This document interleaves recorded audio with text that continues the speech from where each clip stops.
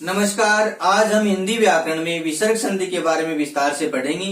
विसर्ग संधि की परिभाषा, उसके उदाहरण तथा उससे संबंधित जो अपवाद हैं उनके बारे में विस्तार से परिचर्चा करेंगे। विसर्ग संधि को हम इस रूप में परिभाषित कर सकते हैं। स्वर या व्यंजन का विसर्ग रूप में परिवर्तित हो जाना विसर्ग संधि कहलाता है। या हम ऐसा कहें कि विसर्ग का स्वर या व्यंजन के साथ में जो विकार होता है उस विकार को विसर्ग संधि कहा जाता है। तो पढ़ते हैं विसर्ग संधि के बारे में। परिभाषा, स्वर या व्यंजन का विसर्ग में परिवर्तन को विसर्ग संधि कहा जाता है। यानी स्वर या व्यंजन का जो विसर्ग में परिवर्तन होता है उस परिवर्तन को क्या कहा जाता है? विसर्ग संधि कहा जाता है।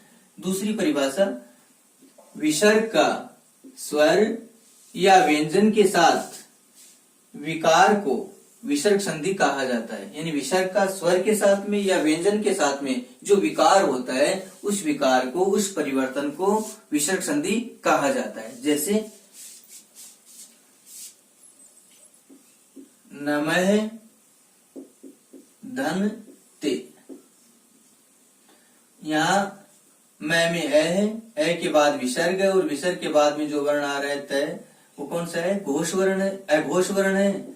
इसलिए विसर्ग किसमें बदल गया? स में बदल गए। नमस्ते। इसी प्रकार दु है धन साहस,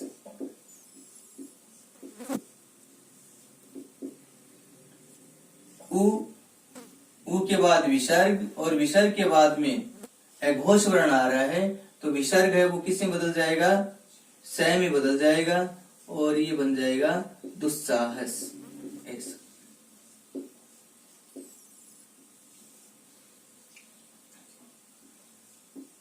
मनः धन अनुभूति,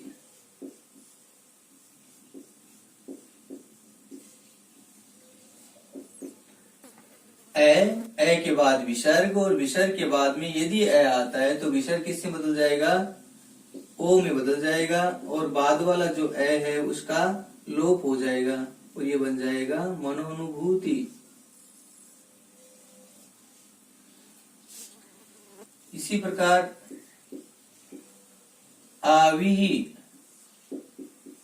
धन भाव, यहाँ ई के बाद विसर्ग आ रहा है, विसर्ग के बाद में कौन सा वर्ण आ रहा है?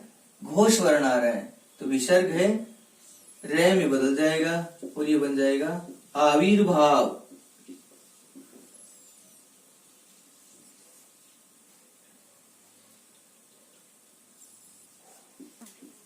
इसके बाद में मनः धन हर,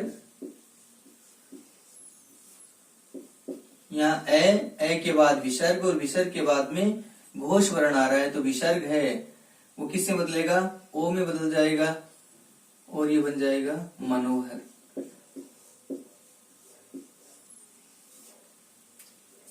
इस आधार पर विसर्ग संधि की जो कुछ नियम है उनके बारे में हम विस्तार से परिचर्चा करते हैं। नियम नंबर 1,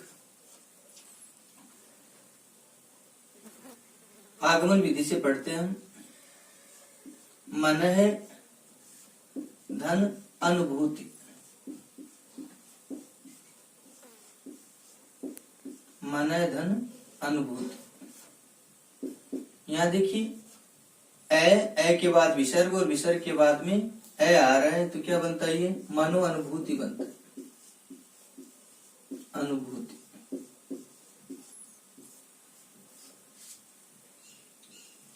मनः धन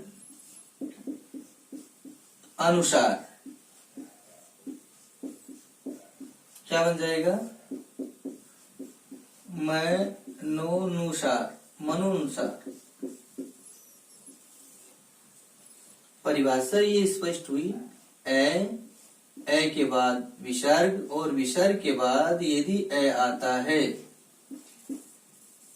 तो ए और जो विसर्ग है ए के बाद उसका उ हो जाता है और बाद वाला जो ए है उसका क्या हो जाता है? लोप हो जाता है। ए और उ मिलकर के क्या हो जाता है? ओ गुण हो जाता है। क्या हो जाता है? ओ गुण हो जाता है। यहाँ इस नियम के अंतर्गत गुण संधि का नियम भी लागू होता है कि विसर्ग है वो सामान्यतः किसमें बदलता है, उ में बदलता है, और ए और उ मिलकर के क्या होता है, ओ गुण होता है, और बाद वाला जो ये ए है इस ए का क्या हो जाता है, लोप हो जाता है। जैसे इस उदाहरण में मन धन अनुभूति मनो अनुभूति, ये देखिए ए का लोप हो गया। यहाँ मन धन अनुसार मनो अनुसार ए का लोप हो गया। इसी प्रकार यस है अनुभूति, स्थिति ए के बाद विसर्ग आ रहा है, विसर्ग के बाद में क्या आ रहा है, ए आ रहा है, तो यहाँ विसर्ग उ में बदलेगा, ए और उ मिलकर क्या हो जाएगा, ओ गुण हो जाएगा, ये बन जाएगा यशोनुभूति।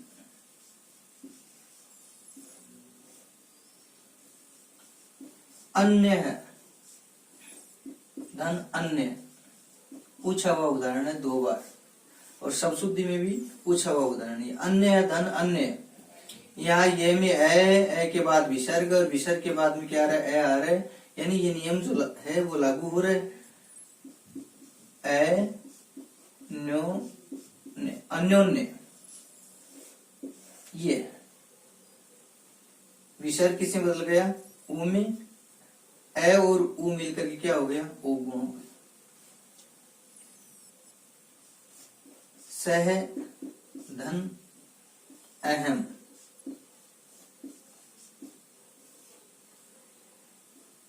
यहाँ ए आ रहा है, ए के बाद विसर्ग आ रहा है, विसर्ग के बाद में क्या आ रहा है, ए आ रहा है, तो क्या हो जाएगा ये शो अहम ऐसा। जबकि यहाँ अवग्रह चिन्ह प्रयुक्त होता है, क्योंकि ये उदाहरण है वो संस्कृत भाषा का है, ये ध्यान रखना। तो इस उदाहरण में क्या आएगा, अवग्रह चिन्ह आएगा। इसके बाद में उदाहरण नंबर 2 की बात करते हैं। नियम नंबर जो 2 है उसकी बारे में चर्चा करते हैं। जैसे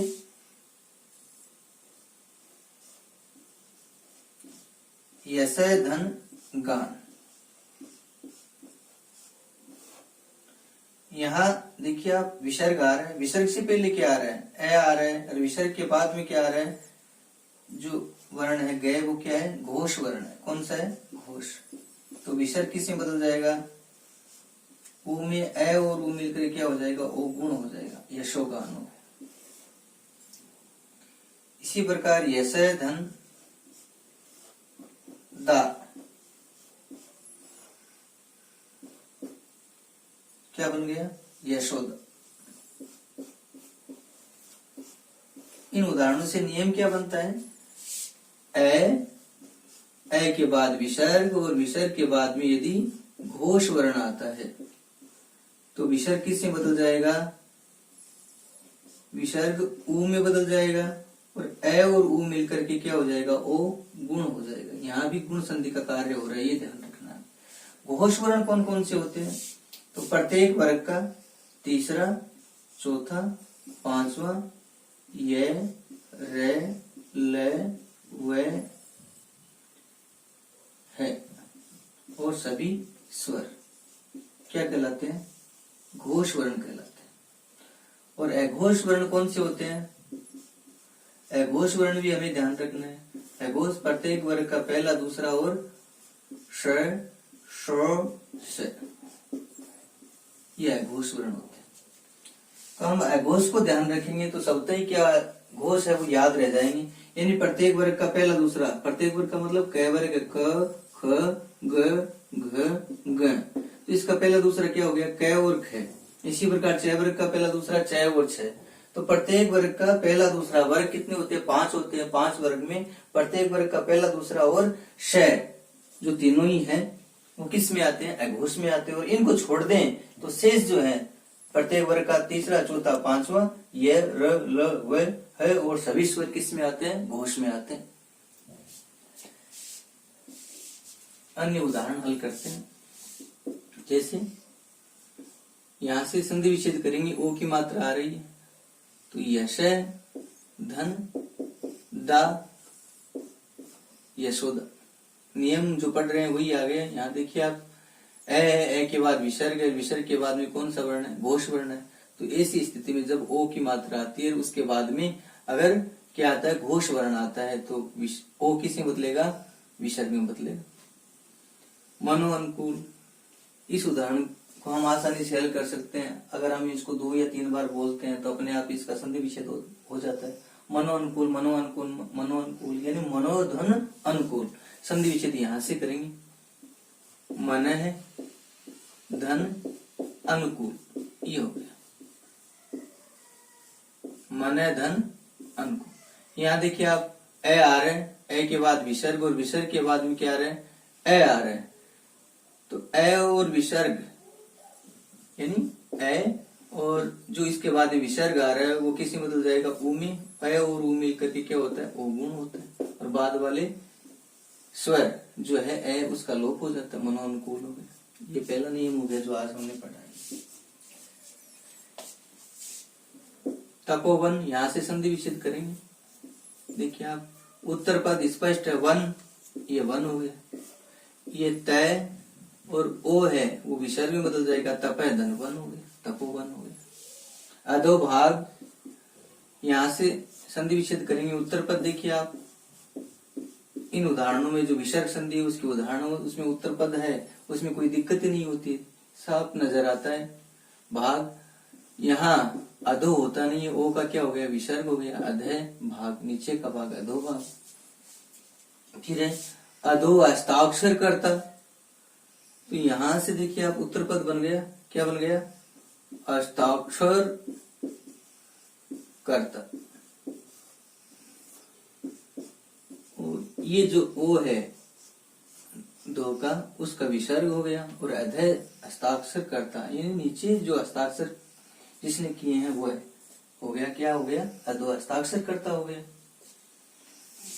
कर्ता को ध्यान में रखना है। कर्ता देखिए आप, डबल तत्ता नहीं आता है कर्ता में, क्या आता है, कर्ता में एक ही तय आता है, ये ध्यान रखना है। मनोमालिन्य, उत्तर पद स्पष्ट हो गया, क्या बन गया, मालिन्य बन गया, मालिन्य।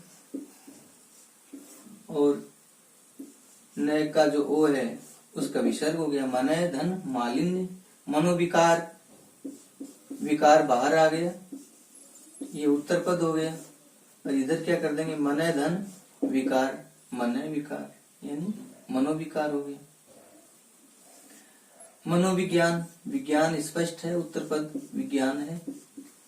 और यहाँ जो ओ है नो का, उसका विसर्ग हो गया, वो का मन है विकार, मन है धन विज्ञान, मनोविज्ञान हो गया। ये देखिए आप, छंदोमय, संधि विच्छेद करेंगे।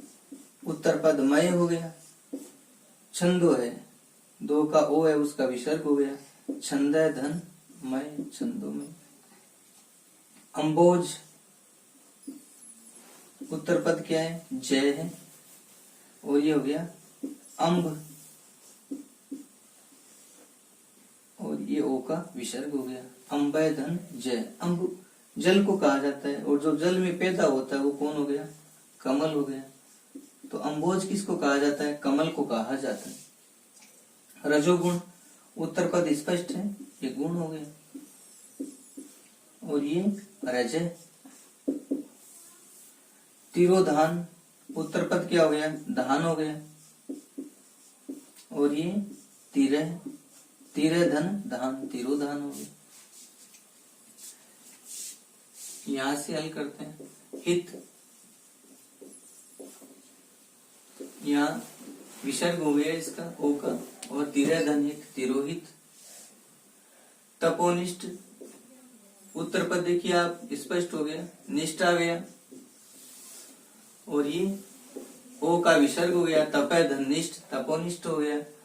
अधोभूमि में यहाँ उत्तर पद क्या है, भूमि है, और ये ओ का विसर्ग हो गया, अधय धन भूमि, अधोभूमि। इसी प्रकार अधोलिखित, लिखित उत्तर पद है, ये लिखित हो गया, और ये अधय, अधय धन लिखित, अधोलिखित हो गया। तो इस प्रकार जहां ओ की मात्रा आ रही है और उस ओ के बाद में यदि घोष वर्ण आता है तो उत्तर पद अपने आप ही स्पष्ट हो जाता है। घोष वर्ण से लेकर के जो अंतिम वर्ण है उसको लिखेंगे तो उत्तर पद है वो बन जाएगा। और जो ओ है उसको किस में बदलना है, हमें विसर्ग में बदलना है।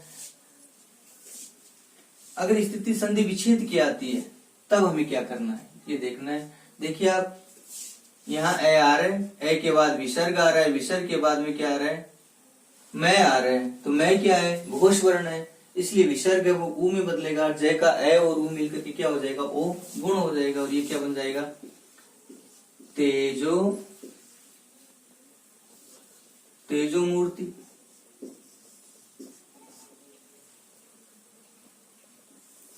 ये ते जय और ये विसर्ग है किससे बदल जाएगा, ओ में, क्योंकि आगे क्या आ रहा है, घोष वर्ण आ रहा है। तेजोमय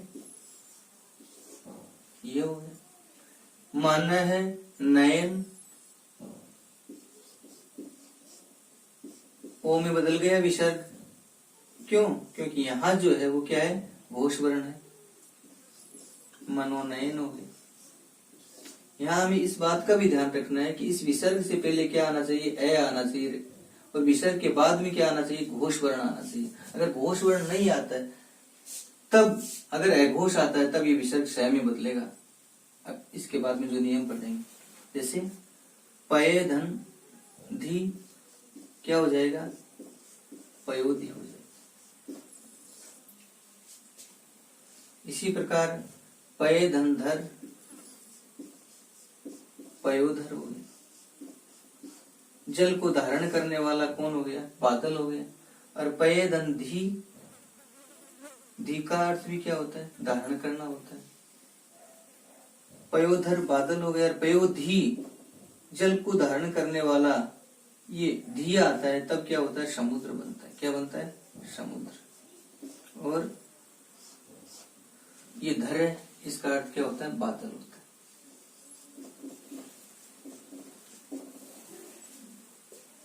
इसके बाद में चर्चा करते हैं मनोदशा। मन दशा, विसर्ग ओ में बदल गया और ये बन गया मनोदशा। सर धन ऊ है, यहाँ ए है, ए के बाद विसर्ग आ रहा है, विसर्ग के बाद में रे आ रहा है, तो क्या बन जाएगा, ये विसर्ग ओ में बदल जाएगा और ये बन जाएगा सरोरु है।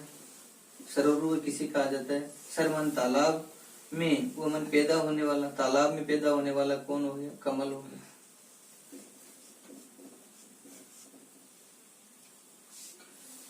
सर्वतः मुखी, विसर्ग ओ में बदलेगा क्योंकि आगे मैं है, वो क्या है, घोष वर्ण है, तो क्या हो जाएगा, सर्वतोमुखी हो जाएगा। ये सर्वतोमुखी हो गया। अधय वस्त्र, यहाँ ए है, ए के बाद विसर्ग आ रहा है, विसर्ग के बाद में घोष वर्ण आ रहा है, तो विसर्ग ओ में बदलेगा और क्या बन जाएगा, अधो वस्त्र बन जाएगा। ये अधो वस्त्र। यहाँ एक बात ध्यान में रखनी है कि पानी का कोई भी पर्यायवाची शब्द है, उसके साथ में हम जब दय लगाते हैं, क्या लगाते हैं, दय लगाते हैं। जैसे ये जल है, उसके साथ में जब दय लगाते हैं तो किसका बन जाता है, वो पर्यायवाची बादल का बन जाता है। और धी लगाते हैं तो समुद्र का पर्यायवाची बन जाता है, किसका, समुद्र का। और यदि जय लगाते हैं तो वह कमल का पर्यायवाची बन जाता है। ये बात ध्यान रखनी। तो पानी का कोई भी पर्यायवाची हो, जैसे वारी है, वारी के साथ में दय लगाया, वारिद, वारिधि, वारिज, तो बादल, समुद्र और कमल बन गए। तो पानी की किसी भी पर्यायवाची शब्द के साथ में हम द, धी और जय लगाते हैं तो वे किसके पर्यायवाची बन जाते हैं, बादल, समुद्र और कमल के पर्यायवाची बन जाते हैं। आगे परिचर्चा करते हैं। स्वेत धन गए, देखिए आप ए आ रहा है, ए के बाद विसर्ग और विसर्ग के बाद में क्या आ रहा है, गए आ रहा है, जो क्या है, घोष वर्ण है। तो इस नियम से क्या बनता है, ये से वो गए स्वर्ग बनता है, जो कि क्या अशुद्ध है। शुद्ध क्या होता है, ये स्वर्ग है, ऐसा शुद्ध होता है।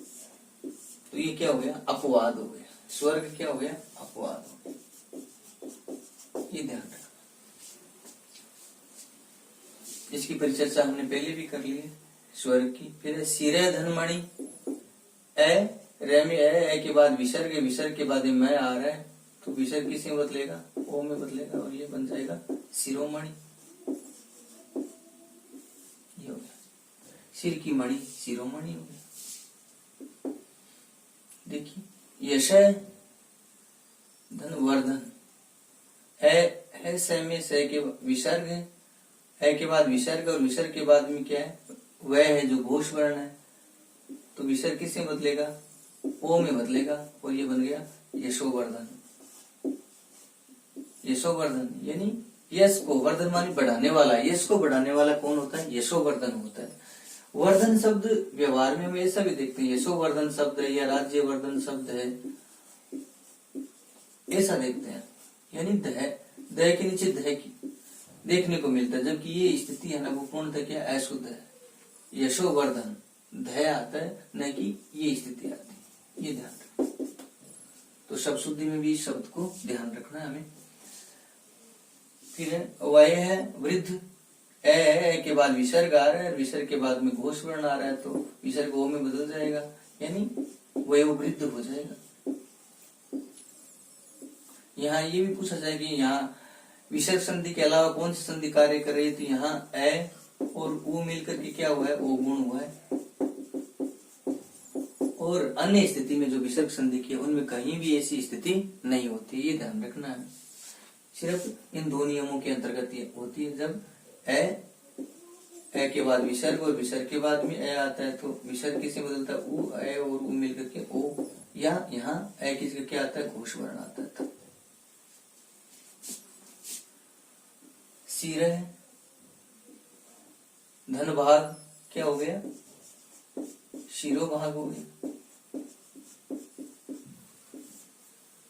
मन है धन वेग, विसर्ग ओ में बदल गया, ए के साथ में गुण होकर के, और ये बन गया मनोवेग। पूरे धनवाक, क्या हो गया, पूर्ववाक। वाक मानी कहना, पूरा मानी पहले, और जब हम कोई बात पहले कहते हैं तो जिसे हम क्या कहते हैं, भूमिका बांधना कहते हैं। यानी किसी बात को लंबे रूप में स्पष्ट करना होता है, तो उससे पहले हमें क्या करना होता है, भूमिका बांधनी होती है। तो पूर्व वाक का अर्थ क्या होता है, भूमिका, भूमिका बांधना। पुरोहित, ये हो गया पुरोहित। पूरे धन हित, मन है ग्राह्य, क्या हो जाएगा, मनोग्राह्य हो गया, ये हो गया मनोग्राह्य। और नभोमंडल, क्या हो जाएगा, नभोमंडल। नभ है धन, मंडल का क्या हो जाएगा, नभोमंडल हो जाएगा। ये उदाहरण भी पूछा हुआ है एक बार। हम व्यवहार में जब पढ़ते हैं जल मंडल, थल मंडल, नभोमंडल ने बोल करके हम नभमंडल बोलते हैं, जबकि शुद्ध क्या है, नभोमंडल है, ये ध्यान रखना। या फिर हम उसको अलग अलग लिखें, नभ मंडल ऐसा। अगर सिरोरे का एक है संधि पद है, तब शुद्ध क्या माना जाएगा, नभोमंडल शुद्ध माना जाएगा, ये ध्यान रखना। नभोमंडल तो अच्छा उदाहरण नहीं। मन है रथ, क्या हो जाएगा, मनोरथ हो जाएगा, ये मनोरथ। तो इस प्रकार आज हमने विसर्ग संधि के दो नियम पढ़े। पहला नियम है, उसमें बाद वाला जो है उसका क्या हो जाता है, लोप हो जाता है, और ए के साथ में विसर्ग का विधान होने पर ओ बन जाता है। यानी ए और ए के बाद में अगर विसर्ग आता है तो विसर्ग ओ में बदलता है, ए और उ मिलकर के ओ गुण हो जाता है। और दूसरे रूप में हमने जो नियम पढ़ा है वो कौन सा पढ़ा है, ये पढ़ा है कि यदि ए और ए के बाद विसर्ग और विसर्ग के बाद में घोष वर्ण आता है तो विसर्ग किससे बदलेगा, उ में, और ए और उ मिलकर के इसमें भी क्या हो जाता है, ओ गुण हो जाता है, ये ध्यान रखना। कल आपके सामने विसर्ग संधि के जो अन्य नियम है उनको लेकर के उपस्थित होंगे। धन्यवाद। सत्यमेव जयते।